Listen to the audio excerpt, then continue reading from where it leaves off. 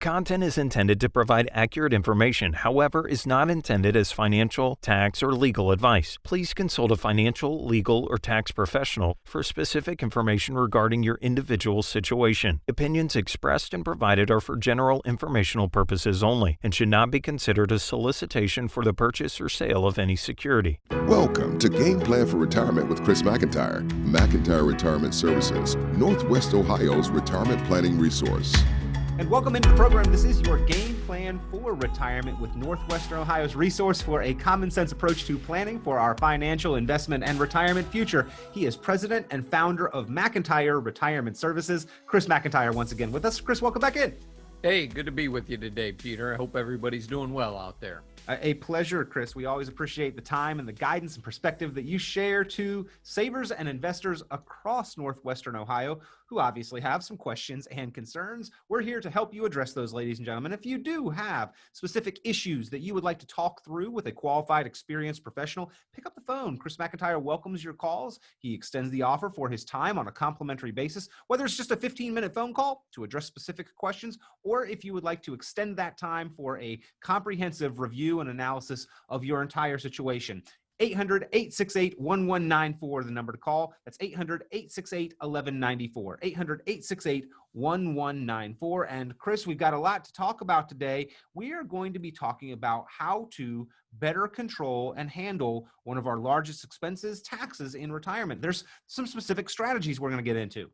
Yeah, Peter, and I don't know that we'll have enough time to cover everything on today's show, so make sure you tune in the consecutive weeks coming up here, folks. But right now it's, we would say it's Roth IRA conversion time of year, and Peter and I did a nice video for our client only here not too long ago, reminding them to get their homework done in case we need to do some Roth IRA conversions between now and the end of the year. And it's that season we all look forward to, Chris, Roth IRA conversion season. Absolutely. And for those of you watching on the video here, if I have a note sheet, you know that it's going to be an important show. And I got my notes here with me today. And I always have a pen. And Peter said I look like Digger Phelps on ESPN. So, he's always got the pen that matches his tie. That's his gimmick there. Yep. Yep. So, today we'll talk about, IRAs and Roth IRAs, what they are, why they should be considered, what's the difference between a contribution and a conversion. And we got to remember that one, guys. That's very important. And, what are the steps? What's the advantages, the disadvantages? And, not everybody should convert their IRA to a Roth IRA, plain and simple. Some of you, it's a no-brainer. You should be moving money from an IRA into a Roth IRA. So I'm going to let Peter and I go back and forth here. He'll feed me some questions, and we'll set up some of this discussion. But again, we probably won't be able to get through everything in today's show, folks. So make sure you tune in, in the following couple of weeks here. Well, and again, if you would like to review and analyze your situation, one of the best benefits of this program is that Chris offers, as an extension of just being a listener, the opportunity to review and address your specific set of circumstances. And Chris, I have seen the reports that you are able to run for folks, which basically project out, if they default to the IRS's plan, what that tax liability is likely to be into the future, given certain sets of assumptions that you can sort of play with in the software, versus if they are proactive and want to take steps to better control their tax liability. And sometimes that difference is not only significant, but can be astounding. Yeah, it's absolutely, Peter. Some people that we deal with in retirement have a significant amount of their nest egg in a taxable account, like an IRA, like a 401k. So they have contributed money into their, the old default, the old mentality of, all right, company plan gave me a 401k. I'm just going to put as much money in there. I'm going to pay as least amount of taxes possible now. And then when I retire, everything I've read and whatnot says I'll be in a lower income tax bracket. Okay. Well, Peter and I might make some arguments here that, that might not be the case for some of you when you get into retirement, because taxes are incredibly low right now. So, we'll talk about the good, the bad, and the ugly here. So, if you have been contributing into an IRA or a 401k, again, contributions, that's your earnings, okay? And you have retired, you can no longer contribute to a Roth IRA, okay? Even though you have very low income and whatnot, it's not earned income. So to make contributions, you have to have earned income. That would be wages or your salary, okay? That's not rent, that's not pension income. That's not IRA withdrawals. That is not earned income. It's taxed as ordinary income, but you haven't earned it for with regards to making a contribution. It's got to be like fresh, brand new money to you. Correct. Yep, exactly. Somebody wrote you a paycheck. Yep. So when we talk about Roth conversions, anyone can convert. Not everyone can contribute. Yep. Anyone can convert. So yep. That means I've got money in an IRA or a 401k plan. I want to move it into a Roth IRA. And why would I want to do that? Well, you don't want to pay income taxes on it in the future, right? Because, it's hard to beat the tax rate of 0. And, we can talk about that till we're all blue in the face.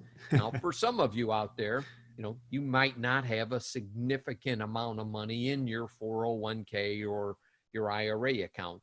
Insignificant, I'm talking north of $500,000 just for purposes of the radio show here today. Because I'm looking at Peter on Zoom, I'm thinking of TV, but that's not the case. Yeah, well, some folks are watching on YouTube. It's essentially like TV for the internet surfing crowd. But again, the radio program, the video, the blog, the podcast, wherever you are within the sound of our voice or viewing us, you have the ability to get in touch with a qualified, experienced professional to consider this for your specific set of circumstances.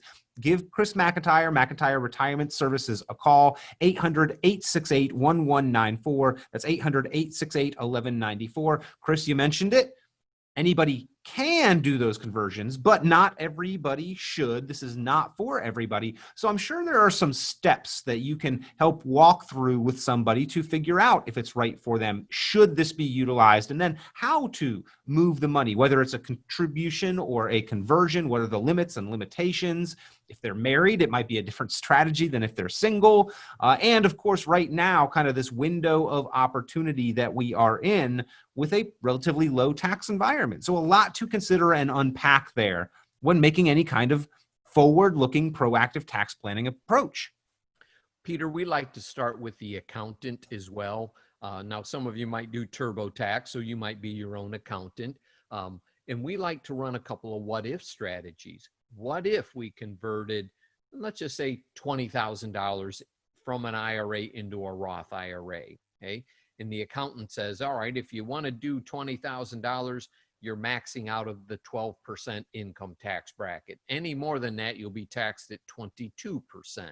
So that seems to make pretty good sense. I want to max out the 12% tax bracket. That's a pretty low rate on the federal side. We're not going to worry about state taxes or school taxes here on the show, just the federal. That's the biggest hit. So we contacted the accountant. He said, yep, go ahead and pull out $20,000, okay? Or TurboTax said that we could, okay? The next step is, how old are you? Are you over 59 and a half? That's one set of rules for Roth IRA conversions. Are you under 59 and a half? That's another set of rules from a timetable reference. Typically, I'm 55 years old. If I can convert money into my Roth IRA, that conversion is supposed to sit in there for 5 years before I pull it out. Okay. Right. Or else there's some potential penalties on the growth on that. And if you are within earshot of, say, Medicare age, extra income can actually be a negative thing and have implications on your premium. So we'll talk about some of those negative implications, why and when not to consider a Roth conversion, I think later on in the series. Sure. Yep. So let's, we'll go back to the 30,000 foot level. The accountant says, go ahead and take 20,000 out of your IRA and put it into the Roth IRA. Okay. So that's a taxable event. And let's say it's 12%. So that's $2,400 in income taxes. Where are you going to get that $2,400 from to pay those taxes? Okay. I would I would recommend that you have that money in like a checking account, because you don't have to pay taxes on that 2,400, as opposed to taking a larger IRA withdrawal to pay taxes. You know, Yeah, that we don't want because to you do already that. paid tax on the money in your checking account. You don't want to cause yourself excessive taxation on money that you are only taking out in order to pay other taxes, kind of like a double, triple whammy compounding effect. Yep, exactly. So we've got money in our checking account to pay the taxes on it when the tax bill comes due. Perfect. Okay. Depending on what age you are, and for show purposes here, let's just say you can leave that money in there before you need, for 5 years before you need to have access to it. Just, because there's age differences in here, and it gets way too confusing to go through all of that. So I'm going to leave it set in there for 5 years, and then I'm going to make income tax-free withdrawals in my retirement, or I'm going to leave that money to my kids and grandkids. Maybe they're doctors and lawyers or something like that, where they have a high income, or potentially will have a high income. And if you pass away and leave them your traditional IRA, right, they've got to withdraw that money within a 10-year time frame in today's environment, okay, because of the Secure Act they passed last year, and have to pay income tax on that money, which might be in a higher tax bracket than you are if you would take that money out. Because remember, it's got to be emptied anyway at some point. So what's the best methods? Okay? And then you figure out, what do you want to invest it in? So if it was in an S&P 500 index fund in the traditional IRA, it can be in an S&P 500 index fund in the Roth. Okay, so you don't have to change the investment strategy if you don't want to. But you can, and that's a big advantage, especially when you're talking about, Chris, say converting from like a group or employer sponsored plan, such as a 401k, to an IRA or a Roth IRA. That choice of options broadens significantly. We've got more control over what to invest in, correct? Yeah, absolutely. A lot more choices outside into the IRA world than what the 401k plan might have for you. Absolutely. Chris, you mentioned that we have essentially been taught, and it's been heavily promoted, that we should defer paying taxes, that our tax bill will be lower later on when we retire. There's kind of an old fable about some billy goats that need to cross a bridge, and there's a troll living underneath it, and he loves to eat goats. And the way they all make it across is essentially they tell the troll to wait till I'm fatter to eat me. And so he says, okay, no problem. I'll wait till you're fatter, and I'll eat you then. That kind of strikes me as the deal that the IRS is making with us when they let us defer and delay paying taxes.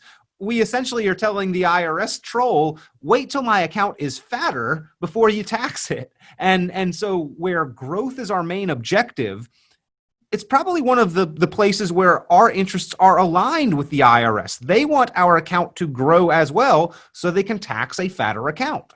Yeah, the more we take out of it, the higher the taxes get, because we have a progressive tax system. And remember, you might get into, as we get older and we're age 65, now we have Medicare that we're signing up for, and the premiums that we pay for Part B that come from our Social Security benefit, right now in that $140 range, okay, are income based. So if you have a larger IRA and you have to pull out, $80,000 or something like that to buy a new car, your Medicare premiums may also increase significantly. Okay? You're probably going to pay income tax on 85% of your Social Security benefit as well. So there are a number of different pitfalls that everybody needs to pay attention to when doing Roth IRA conversions. Some of you want to do these before the age of 65, and maybe you're buying your health insurance through the Affordable Care Act. So you really have to keep your income very low. And so you need to pay attention to that. We've run into some folks that ran into that, fell into that trap as well. And, the Affordable Care Act, unfortunately, only makes health insurance, affordable for people that can live out of a savings account where it's not showing up on a tax return. Or we could say a Roth IRA too, which, right, does not create taxable income. But for most folks, you still have, a lot of money in those traditional plans, the IRAs, the 401ks. You make those big withdrawals, all of a sudden, you get hit by Medicare at 65, you get hit by, the Affordable Care Act pre-65. So it's hard to look poor on paper if the only place your money is in a taxable account. You can't hide it. Yeah, and in fact, Chris, I'm glad you make that point, because we're going to talk an awful lot about Roth IRAs and about the advantages of tax-free income that can be created from Roth IRAs. However, it is important to note it's not the only place that we can create advantaged income. There are a couple other options, one being life insurance. And I know that's not everybody's fan favorite, but there's absolutely a necessary time and place and an appropriate utilization of life insurance. We'll be talking a little bit about that in the program. And money that's in a checking or savings account that we've already paid tax on once, that also has the ability to create some income for us that doesn't necessarily go on the tax return that would cause Medicare or Social Security to become taxable. Although the growth on that, any interest that we are earning, even though it's kind of a low interest rate environment right now, that will be taxable to us. So again, a few different options, but we're going to mainly focus our conversation on Roth IRAs and where and how they can provide us a measurable benefit. And if you've got questions, ladies and gentlemen, pick up the phone, give McIntire Retirement Services a call, 800-868-1194. That's 800-868-1194. Chris, I'm going to go back to my Billy Goat's gruff analogy here with the troll bridge. There were 3 goats. And as I'm talking there, I realize there's essentially 3 different tax statuses that we can place our money under. One is that every dollar we're pulling across, it's taxed as we pull it across. The second goat, if you will, is one that made a deal to leave all of their money on the other side of the bridge and only go back and get it in retirement when they need some.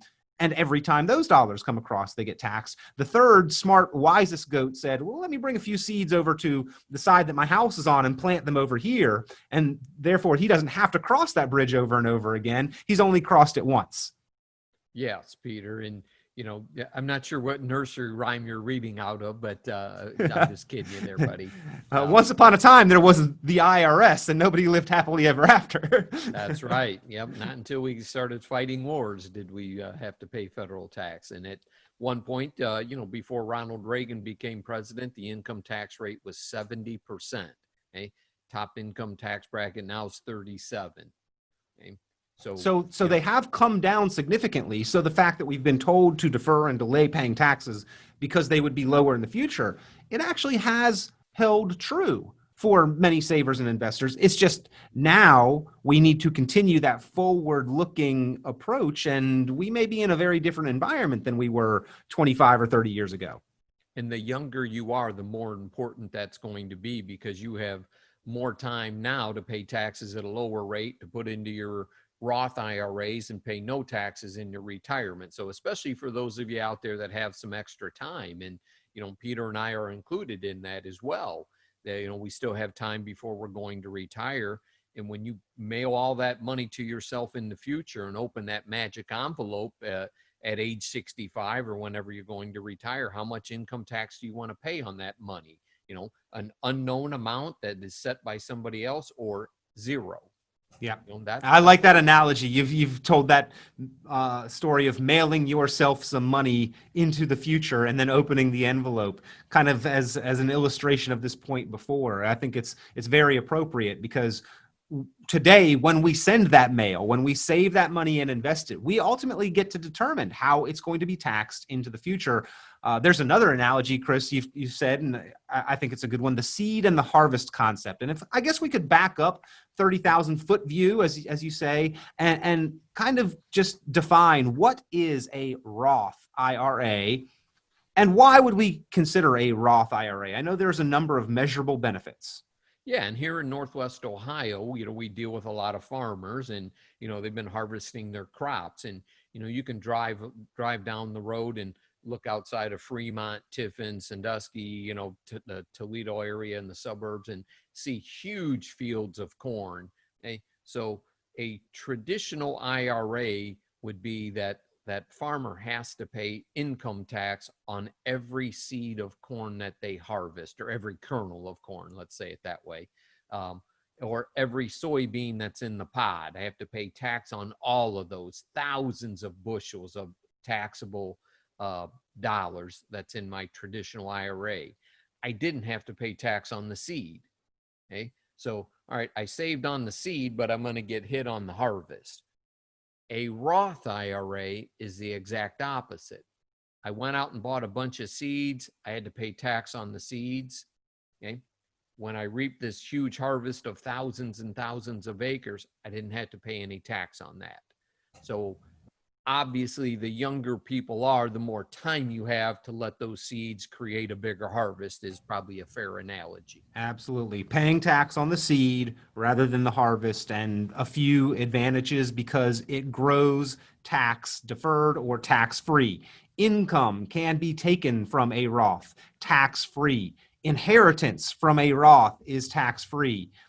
Chris, you can withdraw the initial amount that you contribute to a Roth at any point in time. There's not this jail where you have to wait till 59 and a half. Because you've already paid tax on the seed, the government doesn't mind so much if you bring those dollars back out and get them back into taxable circulation again. So the original contribution, you can pull out at any time. And even the growth, Chris, you can pull out, and the penalty for doing so before 59 and a half or before that 5-year period is only 10%.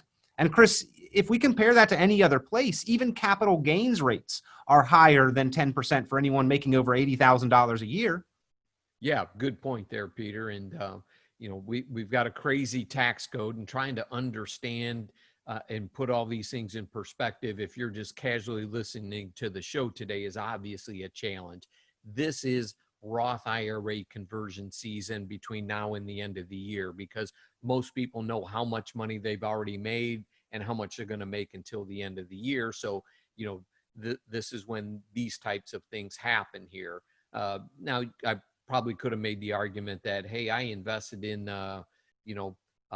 Delta Airlines stock in January, and in March it was only worth half as much as what it was. Well, that would have been a good time to convert it to a Roth IRA. Okay. And it probably, in all fairness, might not have recovered that much since that time, of course, because nobody's flying. But so you can but opportunity in crisis. If we're looking proactively to control that tax liability over our lifetime, we know we're going to experience some downturns. Maybe we should look at those as opportunities to do some of these conversions. Chris?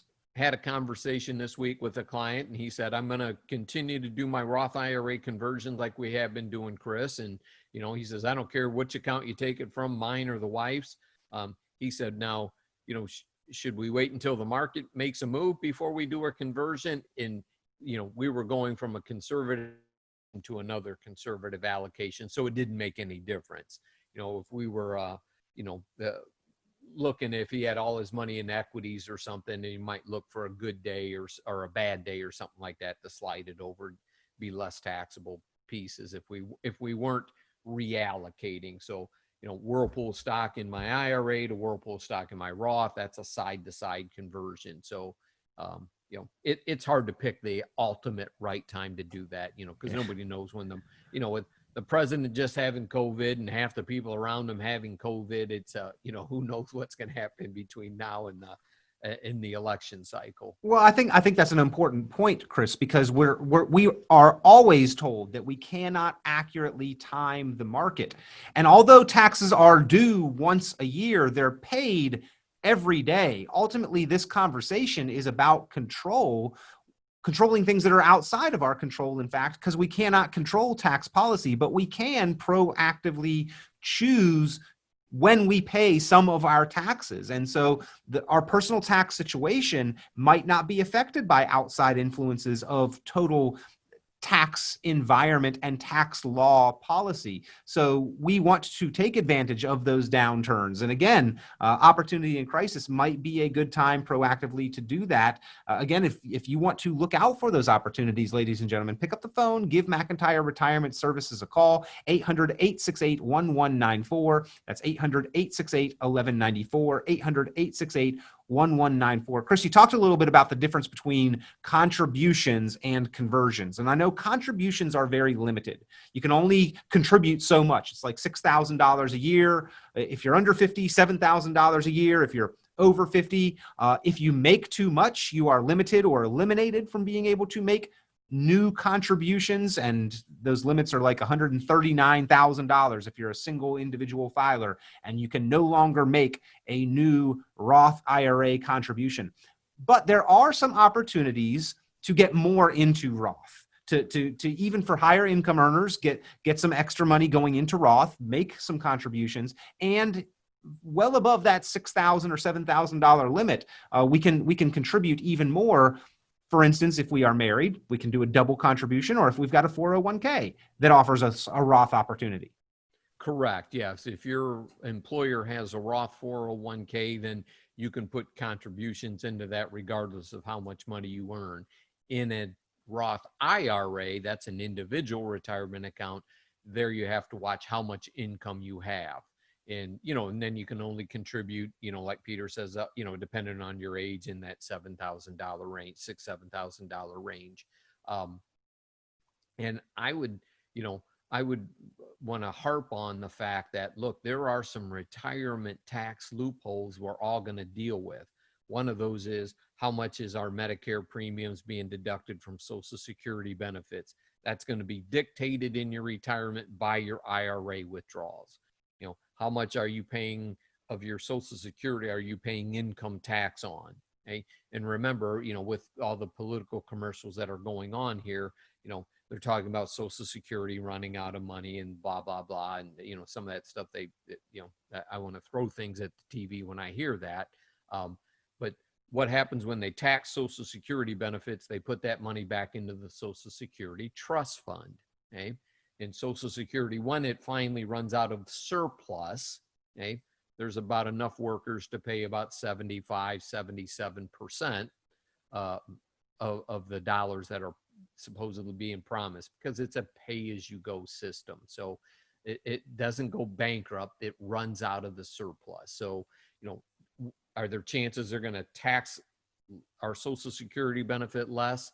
I would say that's not hardly the case. Probably going to tax it more. Well, they've increased taxation on Social Security benefits before. It used to be tax-free, and then I know under Reagan in 1983 and under Clinton in 1993, they put in a couple thresholds where if you make so much money, Social Security becomes taxable or even more taxable.